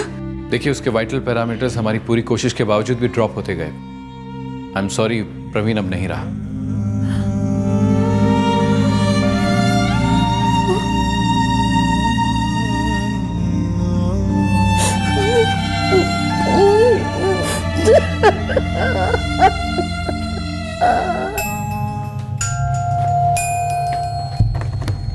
Madam 1 minute. प्रवीण जायसवाल की डेथ हो गई।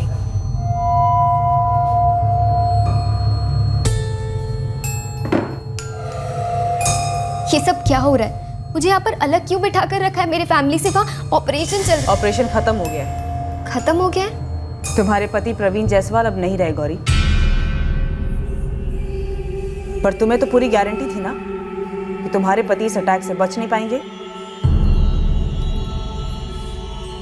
प्रवीण जायसवाल सरवाइव नहीं कर पाया, लेकिन उसके कत्ल का मोटिव लगभग हमारे सामने था। प्रवीण और गौरी की शादी के तो सिर्फ 3 महीने ही हुए थे और 3 महीने में उसने ऐसा भयानक प्लान बना लिया। और गौरी का भाई गगन गुप्ता सिर्फ बिजनेस के लिए उसने इतना बड़ा कांड करवाया। अनबिलीवेबल। इस मर्डर की मोडस ऑपरेंडी और मोटिव दोनों शॉकिंग भी थे और अनबिलीवेबल भी, पर जो उस वक्त हमारे सामने था वो अधूरा सच था। इस साजिश का एक भयंकर पहलू अभी भी पर्दे के पीछे था।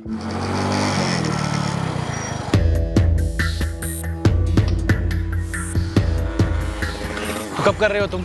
मैं कोई क्रिमिनल तो हूं नहीं कि चला और मारा है प्रवीण को। तो तरीका तो निकालना ही होगा। तो निकालना यार तरीका। देख, जो पैसा आएगा ना उससे तेरा खुद का फिजियोथेरेपी का क्लिनिक खुलवा दूंगा, पक्का, मैं वादा करता हूँ। बट हेल्प मी, गौरी खुश नहीं है प्रवीण के साथ। कुछ ऐसा तरीका निकालना होगा जिससे ये मर्डर ना लगे, और अगर लगे भी तो पकड़ा ना जाए। तुझे जो भी सोचना है ना तो जल्दी सोच। मेरी बहन गौरी का दम घुटता है उस प्रवीण के साथ। ये क्या कह रही है आप? मैं प्रवीण के साथ खुश नहीं थी। 3 ही तो महीने हुए थे हमारी शादी को। तुम शादी किसी मिलिंद द्विवेदी से करना चाहती थी ना? मिलिंद? मेरा दोस्त मिलिंद। हाँ, तुम्हारा दोस्त मिलिंद, जिसे तुम अपना जीजा बनाने पर तुले थे। मिलिंद द्विवेदी, वो गौतम जी का बेटा? जी पापा, अच्छा दोस्त था मेरा। अपनी गौरी के लिए बिल्कुल सही रहेगा। गौरी मिली है मिलिंद से? हाँ मम्मी, मतलब वो भैया के फ्रेंड है ना। और तुम दोनों ने तय कर लिया कि शादी करेंगे? ऐसा कुछ नहीं है, वो तो बस भैया ने पूछा। पापा, मिलिंद वेल सेटल्ड है, तो मैंने गौरी से पूछ लिया, उसे ठीक लगा। मिलिंद भी गौरी से शादी करना चाहता है। बेटा, शादी कोई ट्रेन तो है नहीं जो पहले आई सीट मिल गई बैठ के चल दी। हाँ पापा, पर मिलिंद गौरी के लिए हर तरीके से सही नहीं बल्कि बहुत अच्छा है। बेटा, शादियां भले ही 2 लोगों के बीच में होती हों, 2 परिवारों के बीच में होती हों, पर हमारे यहाँ शादियां आज भी अपनी बिरादरी में ही होती हैं। पापा, दुनिया इन सबसे बहुत आगे निकल चुकी है।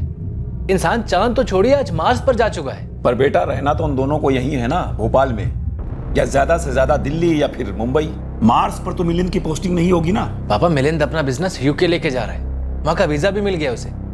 वाह बेटा वाह, अपने पापा को पाउंड्स और परंपरा के बीच चुनने को कह रहे हो। एक बात सुन लो बेटा, ये शादी कतई नहीं होगी। इंपोर्ट एक्सपोर्ट का बिजनेस है मिलिंद का। गगन की स्टार्टअप कंपनी में इन्वेस्ट भी करने वाला था, बस एक शर्त थी, गौरी से शादी करनी थी उससे। और गगन तेरे क्लिनिक के लिए इन्वेस्ट करने वाला था। शर्त थी कि प्रवीण को रास्ते से हटाना है, और तूने एक बेकसूर पर इतना भयंकर वार कर दिया। प्रवीण नहीं रहा अब, और तुझे इस बात का अंदाजा नहीं है कि अब तेरा क्या हश्र होने वाला है। आपने हमें बताया नहीं, गौरी का शादी के पहले भी कोई था? अगर उसे इश्कबाजी करनी थी तो तलाक ले लेती। मेरे बेटे को मारने की क्या जरूरत थी? बकवास बंद करेंगे आप लोग? पहली बात यह कि मेरी बेटी की कोई इश्कबाजी नहीं चल रही थी, और दूसरी बात कि गगन और गौरी इतनी गिरी हुई हरकत कभी कर ही नहीं सकते। कोई जबरदस्ती नहीं की थी किसी ने उसके साथ, पूरी मर्जी थी उसकी। देखिए मैडम, मुझे नहीं पता दिनेश मुझ पर, मिलिंद पर और गगन भैया पर ये झूठे इल्जाम क्यों लगा रहा है। मैं तो घर पे वेट कर रही थी प्रवीण का, हम डिनर करने जाने वाले थे। तुम वेट कर रही थी गुड न्यूज का कि अटैक सक्सेसफुल रहे। प्रवीण मारा गया। आप पागल हो गई हो, मेरा मिलिंद के साथ कुछ नहीं था। हाँ, गगन भैया रिश्ता लाए थे, पर बस बात वहीं तक रह गई थी। मैं मेरे हस्बैंड से बहुत प्यार करती थी, बहुत ज्यादा, और आप कह रही है कि बस सर, बहुत हुआ यह पागलपन। आप मेरा फोन दीजिए सर, मुझे हॉस्पिटल जाना है। सर, प्रवीण बहुत क्रिटिकल है। क्रिटिकल था, उसकी डेथ हो गई है। वैसे अगर दिनेश पकड़ा नहीं जाता तो इस वक्त तुम और दिनेश दोनों मिलकर कहीं ना कहीं पार्टी में बैठे होते या पार्टी कर रहे होते। बस सर, बस लिमिट क्रॉस कर दी आपने। सर, ना तो मैं दिनेश को इतने करीब से जानता था और ना ही मेरी बहन गौरी। उसने आपसे कहा, आपने मान लिया। मैं अपनी इकलौती बहन की जिंदगी बर्बाद होते हुए देखूंगा क्या सर? मेरी बहन खुश थी प्रवीण के साथ, बहुत खुश थी। पर तुम तो बिल्कुल भी खुश नहीं थे। हमें तो ये भी पता चला है कि मिलिंद तुम्हारे बिजनेस में इन्वेस्ट करने वाला था। सर ये कब और कहाँ की बात आप किसके साथ जोड़ रहे हैं? सरासर झूठ है ये। हाँ सर, मैं मानता हूँ कि मिलिंद एक टाइम पे इन्वेस्ट करने वाला था, लेकिन अब नहीं। कोई आपको आधी अधूरी बातें बता रहा है, आप उसको पकी पकाई हकीकत मान रहे हैं सर। बस बहुत हो गया, मैं आपके एक भी सवाल का जवाब नहीं देने वाली। मैं जा रही हूँ मेरे हस्बैंड के पास। रुको। गीता।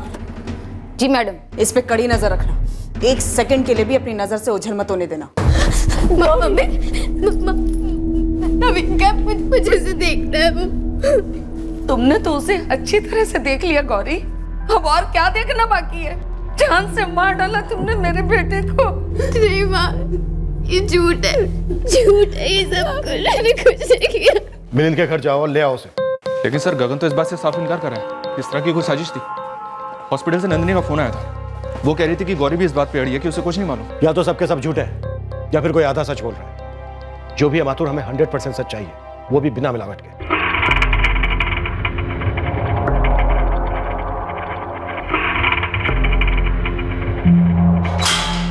अरे ये क्या वाहियात बर्ताव कर रहे हैं आप मेरे साथ? देखिए, इस समय मुझे मेरी फैमिली के पास होना चाहिए। आप समझ नहीं रहे हैं, मेरी छोटी बहन विधवा हुई है। सर मैंने आपको सब कुछ तो बता दिया है। वो दिनेश झूठ बोल रहा है, गेम खेल रहा है, कोई फंसा रहा है मुझे। सर दिनेश झूठ बोल रहा है। एक काम करते हैं सर, इस मिलिंद की हिस्ट्री खोद निकालते हैं। ये गगन कह रहा था कि वो यहाँ है ही नहीं और उसकी शादी भी हो चुकी है। सर गौरी की शादी से पहले ही मिलिंद की शादी हो गई थी। शादी के तुरंत बाद मिलिंद लंदन में शिफ्ट हो गया सर। तब से लेकर अब तक हमारे बीच में कोई कांटेक्ट ही नहीं हुआ सर। मुझे पता नहीं दिनेश आपसे क्यों बार बार झूठ बोले जा रहा है। मिलिंद के घर से उसकी शादी की डिटेल्स निकालो और सभी के फोन रिकॉर्ड्स स्कैन करना शुरू कर दो। इंसान चाहे कितना भी झूठ बोल ले, लेकिन उसके करतूतों की परछाइयां सच को सामने ले ही आती हैं।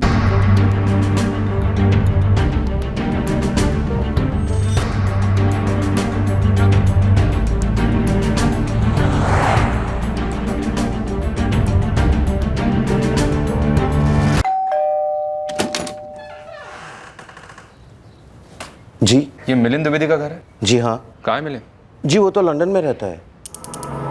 क्या बात है इंस्पेक्टर? हमारी कस्टडी में दिनेश कौशल, उसने खुद कबूल किया है कि उसी ने उन 3 एनेस्थेटिक दवाइयों की शीशियों को आपके हॉस्पिटल के स्टोर रूम से चुराया था। इंस्पेक्टर साहब, ये बिल्कुल भी पॉसिबल नहीं है। हमारे हॉस्पिटल में हर जगह सीसीटीवी कैमरास इंस्टॉल्ड है और सिक्योरिटी गार्ड हमेशा इन कैमरों पे नजर रखे होता है कंट्रोल रूम में। किसी और कारण से लापरवाही हुई हमारे पास रिकॉर्ड्स हैं। दिसंबर 2016 में दिनेश का कजन रंजन एलजे हॉस्पिटल में एडमिट था, सुसाइड अटेम्प्ट। मैं इसके तह तक जाऊंगा और एक डिटेल्ड इंक्वायरी करवाऊंगा।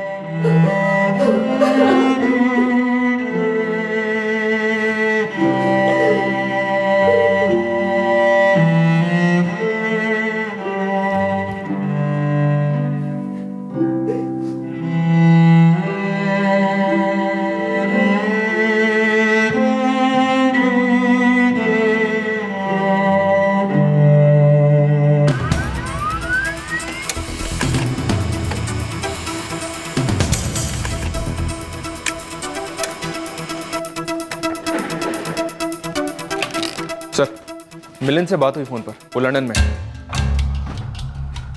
मतलब गगन सच बोल रहा है? उसका कहना है कि 4 महीने से वो इंडिया आया ही नहीं है। और ये बात भी सच है सर कि 6 महीने पहले उसकी शादी हुई थी और शादी के 2 महीने के बाद ही वो अपनी वाइफ के साथ लंदन शिफ्ट हो गया था। मतलब ये दिनेश गेम खेल रहा है हमारे साथ। सर अगर गगन गुप्ता ने दिनेश कौशल को सुपारी दी या दोनों के बीच में कोई साजिश हुई तो दोनों की एक बार तो फोन पे बात हुई होती या मैसेजिंग हुई होती। सर मैंने दोनों के पिछले 6 महीने के कॉल रिकॉर्ड्स निकाल के स्कैन किए, बट कोई कनेक्शन नहीं निकला, एक बार भी नहीं। सर ये दिनेश और गगन दोनों बेलागंज के एक ही मोहल्ले में रहते हैं, तो हो सकता है कि इन दोनों ने जानबूझकर आपस में कभी फोन पर बात ना की हो ताकि कभी कोई कनेक्शन ही साबित ना हो। सारा कुछ फेस टू फेस हुआ हो सर। गौरी के कॉल रिकॉर्ड्स क्या कहते हैं? कहीं ऐसा तो नहीं है कि गौरी और इस दिनेश का कोई सीन था बेलागंज में और ये दोनों मिलकर गगन और मिलिंद इन दोनों को फंसा रहे हैं इस मर्डर केस में?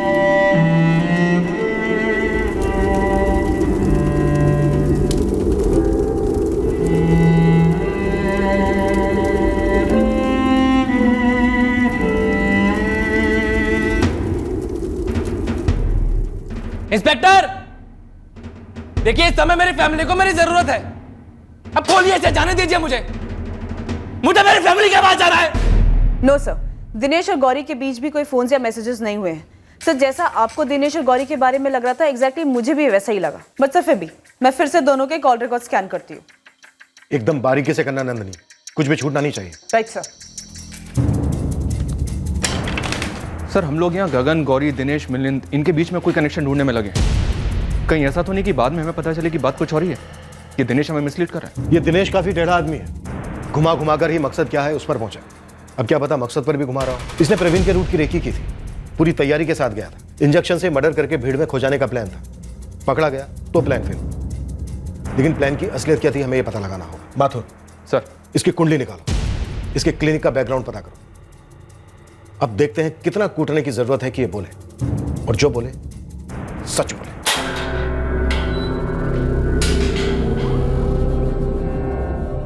चल आजा, थोड़ी मटर गश्ती करते। अरे चल चल, शर्मा मत, हाथ दे।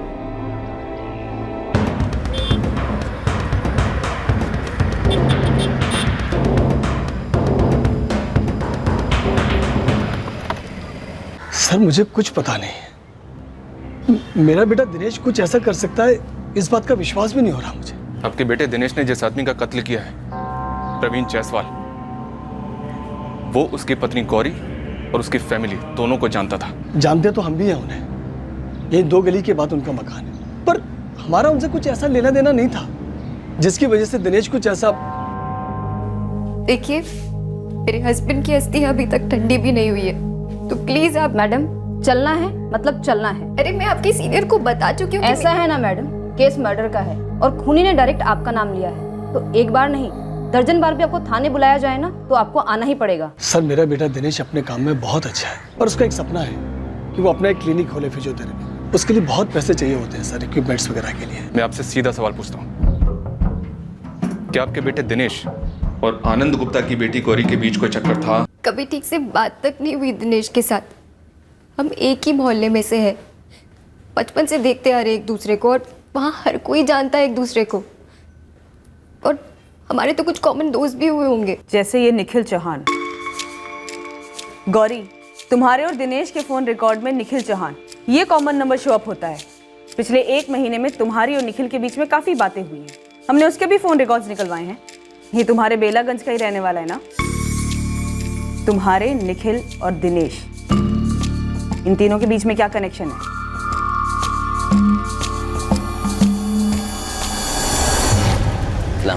बोल। अपने बेलागंज में सभी लोग दिनेश कौशल को अच्छी तरह से जानते हैं और गौरी को भी जानते हैं। सब लोग दंग रह गए हैं कि दिनेश ऐसा कुछ कैसे कर सकता है। सब शौक में हैं। शौक गया तेल लेने, समझा? दिनेश ने कत्ल किया, वो पकड़ा गया, अब इसका गौरी के साथ कनेक्शन चाहिए। तो ये पता लगा कि इन दोनों के बीच और इन दोनों की फैमिलीज के बीच क्या था। कौशल परिवार और गुप्ता परिवार के बीच में तो ऐसा कुछ भी था नहीं। दिनेश और गौरी के बीच में भी कुछ खुलकर सामने नहीं आ रहा है। तेरा काम है सामने लाना अशफाक। सब खबर दे रहा हूँ, जल्दी बोल। खबर का नाम है निखिल चौहान। निखिल चौहान? अब ये कौन सा नया खिलाड़ी है? सेम मोहल्ले का है। दिनेश और इसकी खास दोस्ती थी, उसको टटोलो साहब, कोई कनेक्शन निकल सकता है। सर, मैंने दिनेश और गौरी दोनों के फोन रिकॉर्ड्स 2 बार स्कैन किए, और सर एक तुक्का लग गया, निखिल चौहान। इस निखिल चौहान का नंबर गौरी और दिनेश दोनों के फोन रिकॉर्ड में है। सर दिनेश और गौरी, इन दोनों से ये निखिल बराबर टच में है। गौरी का क्या कहना है? सर ये गौरी कहती है कि वो निखिल को बस ऐसी कैजुअली जानती है, बट सर मुझे लगता है कि वो झूठ बोल रही है, काफी कुछ छुपा रही है। निखिल चौहान मेरे स्कूल में था, मेरा सीनियर, कॉलेज में भी था और मेरे एरिया में ही रहता है। तो उसका तुम्हारा और दिनेश तुम दोनों के टच में रहना एक इत्तेफाक है। जी। करता क्या है निखिल चौहान? मुझे नहीं पता। तो जैसे ही गौरी ने बोला मुझे नहीं पता, मैं तभी श्योर हो गई कि कुछ ना कुछ छुपा रही है, क्योंकि पिछले पूरे महीने 15 बार इसकी और निखिल की बात हुई है। और सबसे इंटरेस्टिंग बात यह है कि 15 अलग अलग नंबर से इस निखिल ने गौरी से बात की, और सर गौरी से पूछने पर वो कहती है कि वो जानती नहीं है कि निखिल करता क्या है, क्योंकि वो उसके टच में नहीं है। अब आखिरी पड़ा, शायद तो अब गौरी कुछ बोलेगी, शायद दिनेश, शायद ये निखिल चौहान। किसी ना किसी को तो बोलना हो। सर आपके कॉल के बाद निखिल चौहान का नाम घुमाया ऐसे ही, और ये देखिए ये सामने है।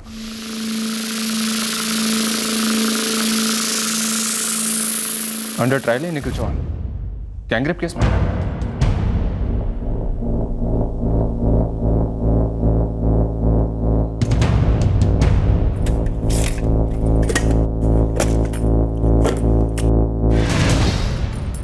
कृष्णा, ढूंढने का ड्रामा करने से बालियां तो मिलने से रही। हम दोनों अच्छी तरह जानते हैं कि बालियों के पैर नहीं होते कहीं जाने के लिए, और हम दोनों जानते हैं कि हमारे बेटे निखिल के कदम बहके हुए हैं। आपने देखा उसे लेते हुए? चोरी को लेना नहीं कहते कृष्णा, आज अपने घर में की है। उसे हड़बड़ाहट में घर से बाहर जाते हुए देखा है मैंने। ये ले 17 है। क्या घनश्याम जी, आपको तो पता है मुझे राउंड फिगर पसंद है। 17 में मजा नहीं आ रहा है, 20 कर दो ना। अबे निखिल, बिना बिल के दे रहा हूँ, और वैसे राउंड फिगर 15 भी होता है। तू वापस कर, मैं 15 कर देता हूँ। नहीं चलेगा। गौरी जायसवाल, देखो लगभग हम श्योर हैं कि निखिल चौहान तुम्हारी जिंदगी का हिस्सा है। कितना अतीत, कितना वर्तमान, कितनी अतीत ने वर्तमान में प्लानिंग की, भविष्य की। जो भी है सच सच बता दो।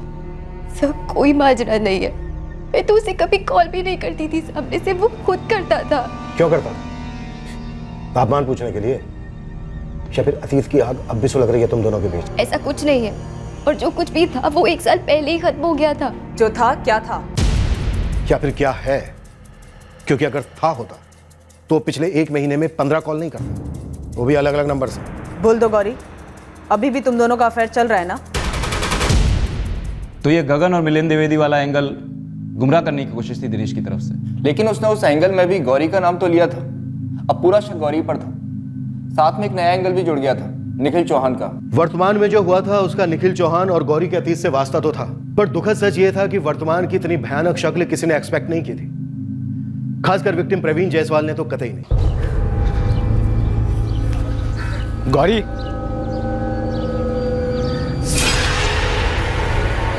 गौरी, गौरी, कॉल्स काट रही है, बात नहीं कर रही है, क्यों? कॉल्स काट रही हूँ, बात नहीं कर रही हूँ, काफी है ना समझने के लिए कि हम दोनों के बीच जो कुछ भी था खत्म हो गया। गौरी, मैं दिल से पछता रहा हूँ, मेरा ट्रायल भी चल रहा है, प्लीज प्लीज मुझे माफ कर दो। तू पागल है? समझ में आ रहा है क्या बोल रहा है? चोरी की बात होती ना तो मैं एक बार सोच भी लेती। रेप किया उस लड़की का अपने दोस्तों के साथ मिलकर, अच्छे से जानती हूँ उस लड़की को निखिल। गौरी, मुझसे बहुत बड़ी गलती हो गई। गलती नहीं, जुर्म किया है तूने, पाप किया है निखिल। आज के बाद कभी अपनी शक्ल मत दिखाना मुझे, जा यहाँ से।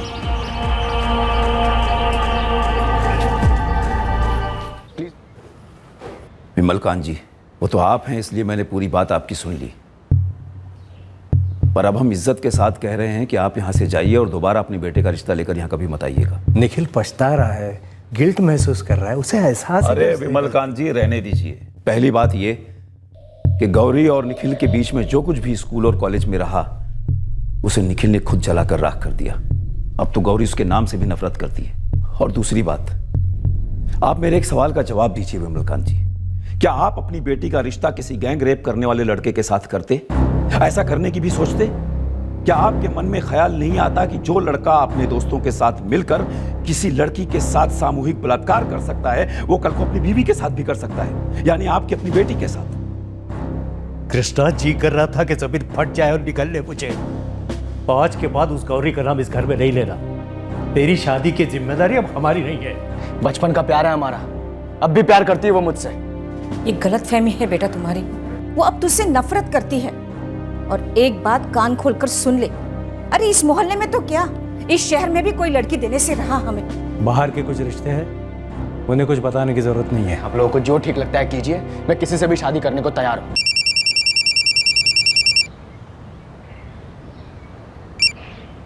हेलो गौरी, फोन मत काटना। निखिल, तुम बार बार क्यों फोन कर रहे हो? देखो मेरा तुमसे कोई वास्ता नहीं है, मेरी शादी हो चुकी है। मेरी भी हुई थी, टूट गई। मैं मेरे हस्बैंड के साथ बहुत खुश हूँ, समझे? बाय। गौरी रुको रुको, प्लीज मेरी बात सुनो। अब बात करने के लिए कुछ नहीं बचा है निखिल। पर प्यार तो वही है ना जो बचपन में था, स्कूल में था, कॉलेज में था। और मुझे पता है आज भी है, तुम्हारे दिल में भी और मेरे दिल में भी। Please stop it. ये बेकार की ट्राई करना ना तुम बंद कर दो। मेरे दिल में तुम्हारे लिए सिर्फ एक फीलिंग है, नफरत। था, सिर्फ था। जो है आप ढूंढ रहे सर, वो कुछ है ही नहीं। मैं निखिल से बात तक नहीं करती थी। उसने जब पहली बार मुझे कॉल किया मैंने वो नंबर ब्लॉक कर दिया, और फिर वो हमेशा अलग अलग नंबर से कॉल करने लगा। मैं सारे नंबर्स ब्लॉक करने लगी। आप चेक कीजिए ना फोन रिकॉर्ड्स। निखिल ने मुझे 15 बार 15 अलग अलग नंबर से मुझे कॉल किए होंगे। और अब आप कह रहे हैं कि निखिल ने प्रवीण को मरवाया होगा। सर मुझे यकीन ही नहीं हो रहा है।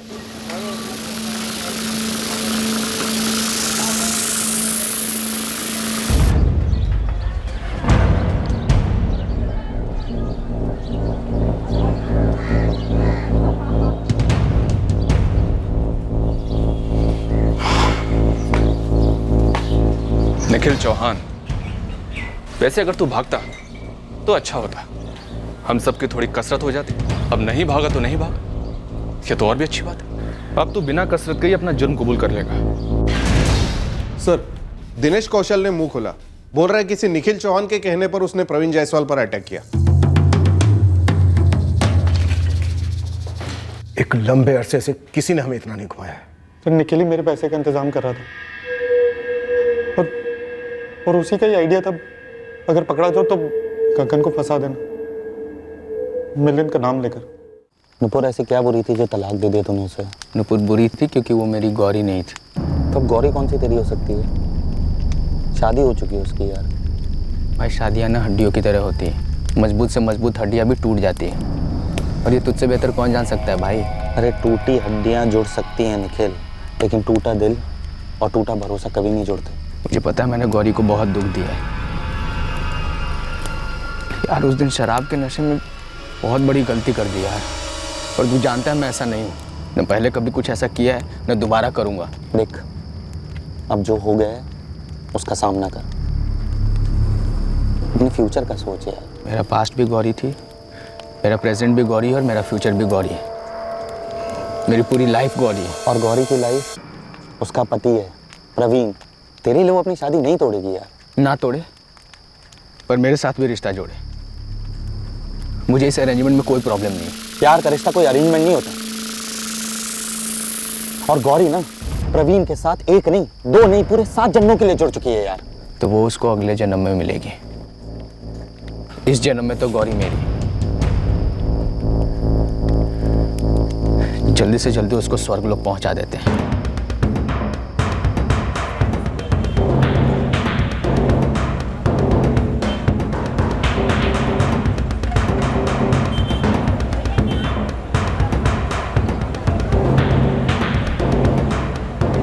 फाटक नगर बैठिए। अरे अरे, पकड़ो उस आदमी को, उसने कुछ किया है साहब को। प्रवीण, प्रवीण, प्रवीण साहब, प्रवीण साहब, प्रवीण। निखिल और दिनेश ने अपना जुर्म कबूल कर लिया। दिनेश हमें गुमराह करने की कोशिश कर रहा था क्योंकि निखिल उसके लिए पैसों का इंतजाम कर रहा था। उन पैसों से दिनेश अपने लिए फिजियोथेरेपी क्लिनिक खोलना चाहता था। दिनेश जब जब प्रवीण का पीछा करता, निखिल भी होता था वहां पर। अटैक के वक्त भी था, देख रहा था सब कुछ।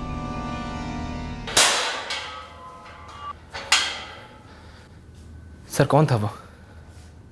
तुम्हारे बेलागंज का निखिल चौहान। निखिल चौहान? हाँ, दिनेश ने मैं पहले मिसलीड किया था। दरअसल निखिल ने ही दिनेश को भेजा था। सर इस निखिल ने मेरी बहन की जिंदगी बर्बाद कर दी। वो रेपिस्ट है सर, क्रिमिनल है वो, और अब खूनी भी। निखिल को कोई जनरल पछतावा नहीं था, चोरी से गैंग रेप और फिर मर्डर पे उतर आया।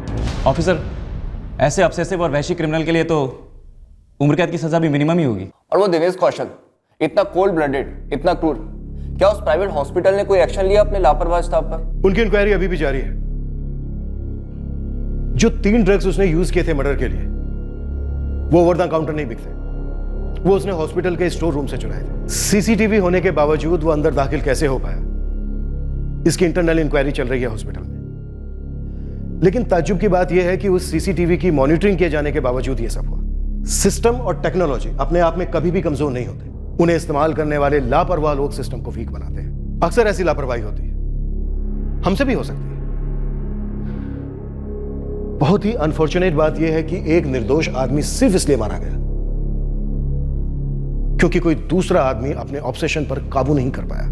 दिनेश कौशल और निखिल चौहान को आईपीसी की धारा 302 के तहत हत्या के लिए, धारा 120 के तहत क्रिमिनल कॉन्स्पिरेसी के लिए और धारा 328 के तहत किसी की हत्या करने के उद्देश्य से उसे जहरीला पदार्थ देने के लिए गिरफ्तार किया गया है। क्राइम पेट्रोल के और भी दिलचस्प कहानी देखने के लिए हमारे चैनल को सब्सक्राइब करें और बेल आइकॉन दबाना न भूलें।